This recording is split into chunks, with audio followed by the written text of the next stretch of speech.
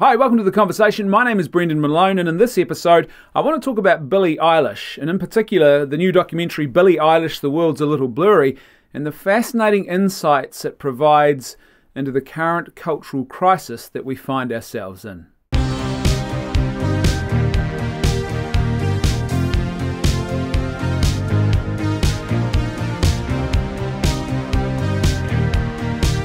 So last night I watched the brand new Apple TV Plus documentary Billie Eilish, The World's a Little Blurry. Now before I take a dive into some of the fascinating insights that I gained from watching this doco, let me just start by saying that I think Billie and her brother are an extremely talented duo.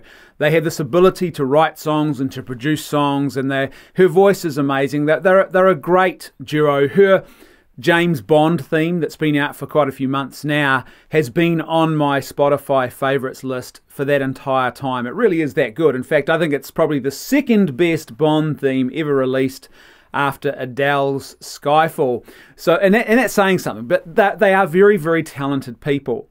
But what I think was so fascinating about this documentary are the insights that it offers about the current cultural crisis that we find ourselves in. You see, Billie Eilish is a girl who has been thrown into a world of vacuous superficiality and lies, and that's one of the things that's just so evident in this documentary, that this young girl has just been chucked in the deep end, effectively, in the world of sort of, I guess, mass marketing, mass media, the music industry, the entertainment industry, that whole thing, however you want to describe it. It's just a completely vacuous lie.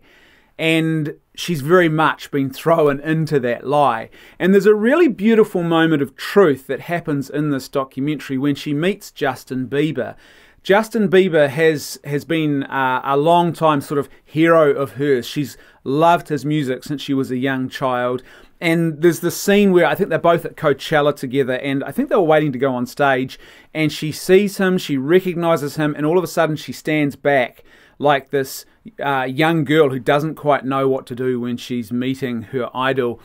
And he just looks at her and he waits for her, and then she draws a little bit closer, and then he opens up his arms and she just falls into this embrace with him, this beautiful loving hug that he gives her, and then she just breaks down sobbing and she cries and cries, and this goes on for minutes, and he just holds her that entire time. And it was a really profoundly beautiful moment of truth that just highlighted the vacuousness and the lies of that world that she's caught up in. Because here are these two child stars, really, these child musical stars who understand each other and understand the vacuousness and the lies of the world that they are both caught up in a way that no one else really can. And they just find each other in the midst of this bleak, dark, sort of barren wasteland, and there's this moment of genuine friendship and love between them. It's actually really, really beautiful, and it's just so true, because it speaks to the truth of what is missing so often in our culture. Whether we like it or not, Billie Eilish, I think, is a representative of, a high priestess of a culture, a new generation of young people who are living in a culture without culture. A culture without hope, a culture of despair, a culture of nihilism and darkness and brokenness. These are people who have no meaning because they have been sold down the river by previous generations who have stripped anything meaningful out of the culture. Like when you're watching this documentary and you hear a 17-year-old girl say that she didn't think she would make it to that age, that is as shocking as it is tragic. Or it should be shocking, but the problem is it's not really that shocking to us anymore, because so many young people are in the exact same space as she is. They view the world through this nihilistic sense of despair and hopelessness. At one point, she rattles off a list of all the things that she has achieved. This is towards the very end of the documentary when she's about to be awarded a Grammy. And she's listing off all these things that she's got. And as she's going through the list, you sort of get the sense that she's just waiting to add a but in there. That she's, you know, I've got the car of my dreams. I'm famous as if, she says.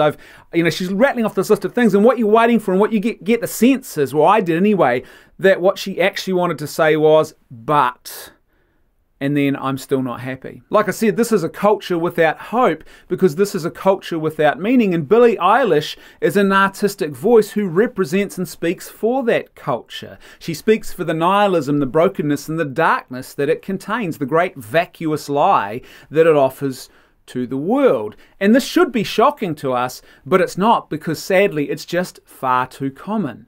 Here in my own country, a couple of years ago, when suicide statistics were being discussed, there was this new category, this new risk group that was discovered, and it was males aged 20 to 25.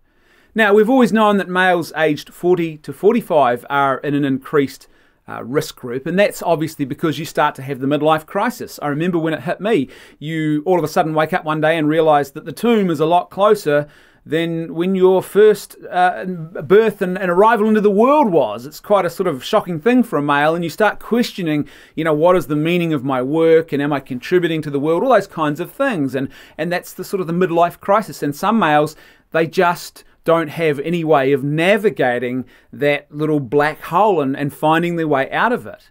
But to identify a new risk group, males aged 20 to 25, to me, that's just insane. It is insanely shocking. I remember being 20 to 25. I was 10 foot tall and bulletproof, or I thought I was 10 foot tall and bulletproof. I was about 40 kgs heavier than what I am now. I was a big boy who was massively overweight, but I still, in my mind, I still thought I was the best looking, the funniest guy in the room. I thought that every time I went to a party, every girl wanted to marry me. And that's the crazy thing about being that age. That's how you should be. You need the wisdom of older men to sort of knock those edges off you and to sort of knock you into shape. That's what should be going on when you're 20 to 25. You should not be a 20 to 25-year-old male who is looking at the world through such a lens of despair and hopelessness that you think there is no point in even carrying on. That is truly shocking.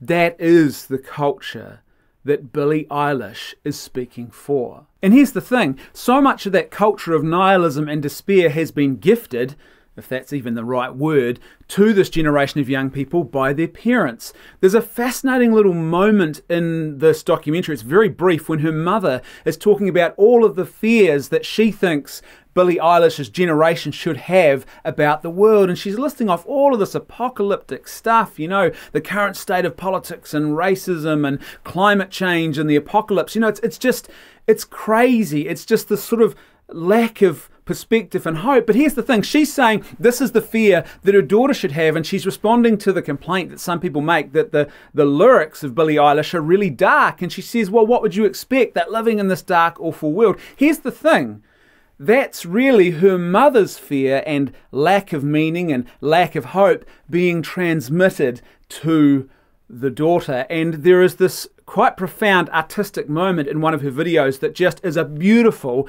and powerful but extremely dark visual metaphor for exactly that awful, horrible gift. And this is something that the documentary shows us. Billie Eilish actually was the creative mind who came up with this concept, where in one of her videos she is shown drinking this glass full of pitch black goo, just dark, nihilistic evil, and she drinks the whole thing down, and then next minute she is effectively bleeding this black nihilism from her eyes. It's the tears that are coming out of her. And I thought to myself, what a powerful metaphor for exactly what our culture is doing to so many young people. It offers in them this black darkness and nihilism, and then it looks at them in this situation where they can't contain it and can't make sense of it, and it's literally doing great harm to them, and it doesn't know what to do with all of that. I contrast this with what goes on in our household. My daughter, one of my young daughters, came to me the other night, and she was just in a state of anxiety about something that was happening at school the next day, and she was just sort of beside herself. And so all I did was I pulled her close, I hugged her, I embraced her tightly, and I just said to her, I whispered into her ear, remember Jesus in the boat. And she says, yeah, he calms the storm. And I said, exactly, he calms the storm. There is always hope.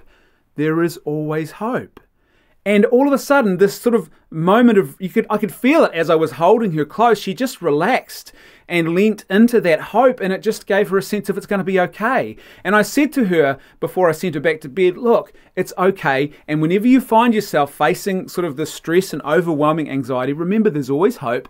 Jesus is always there in the boat with you to calm the storm. And this is something I'm so grateful for. My faith, it doesn't make me perfect, and it doesn't mean that I have a world that is all of a sudden free from problems and suffering and evil, but it actually gives me a way to make sense of that, to contextualize it, and to actually ensure that I don't lose my way and start drinking the black goop and then find myself bleeding it from my eyes because I don't know what else to do, because I'm just caught in a cycle of nihilism and brokenness and despair. You see, for me, the music of Billie Eilish is like a mirror. It's a mirror that gives us an insight into a culture that is desperately drowning in a sea of despair and hopelessness, a culture that is mired in nihilism and where everything is sort of filtered through the hopelessly unreliable notion of the self-referential. It's about me and what I feel, or about my gratification or my happiness, the great I that must always be satisfied, instead of the self, the I that looks outside of itself and looks to live a life of self-giving love and finds its meaning in that. The ultimate sort of, I guess, irony in this film that really sums all of this cultural crisis up is the very end of the film, the climax, and I guess this should normally be the moment where you find the peak of happiness, really, but the climax of this documentary film is her receiving her Grammy Awards, the nominations and the victory that she achieves at the Grammy Awards.